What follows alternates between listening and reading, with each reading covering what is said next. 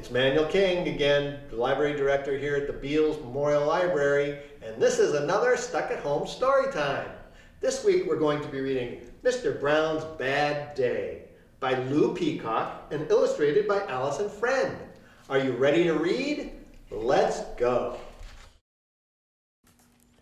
Mr. Brown was a very important businessman.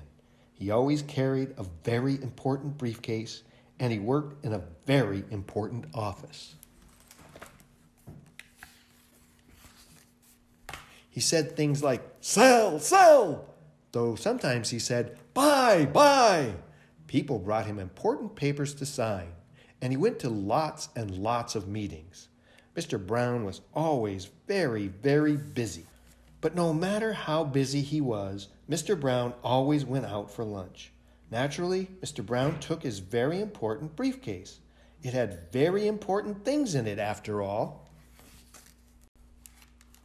Mr. Brown set the briefcase down, and as he ate his lunch, he thought about very important things.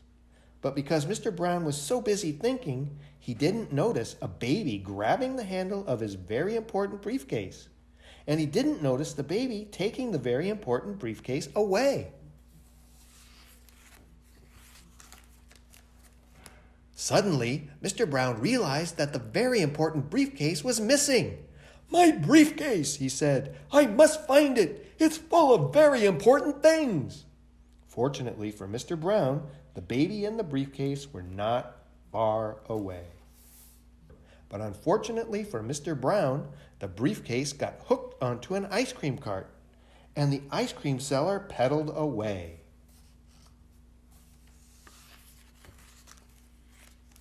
"Wait!" called Mr. Brown. "Wait! My very important briefcase!" Fortunately for Mr. Brown, the ice cream seller soon stopped. But unfortunately for Mr. Brown, some school children accidentally took the briefcase for a ride. "Wait!" shouted Mr. Brown. "Wait! That's my very important briefcase!" Fortunately for Mr. Brown, the line was moving quickly.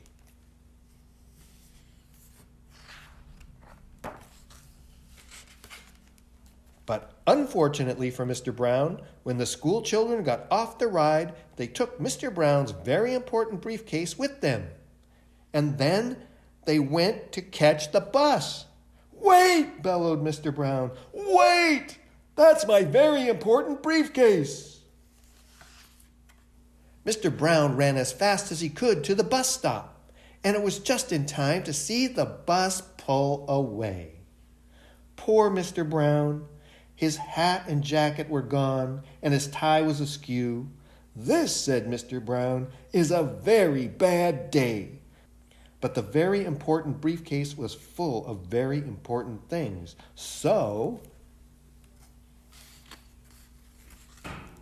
Mr. Brown borrowed a tricycle, even though it was a little too small. He followed the bus all over town, past the tennis courts, and around the lake. But he could never quite catch up.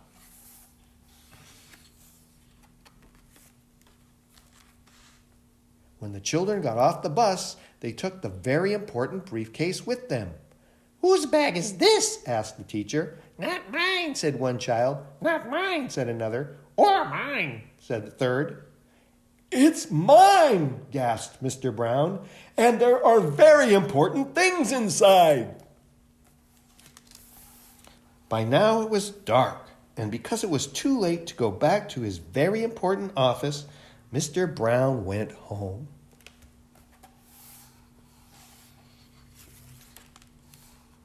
When he got there, Mr. Brown opened his very important briefcase and checked that all the very important things were still inside it.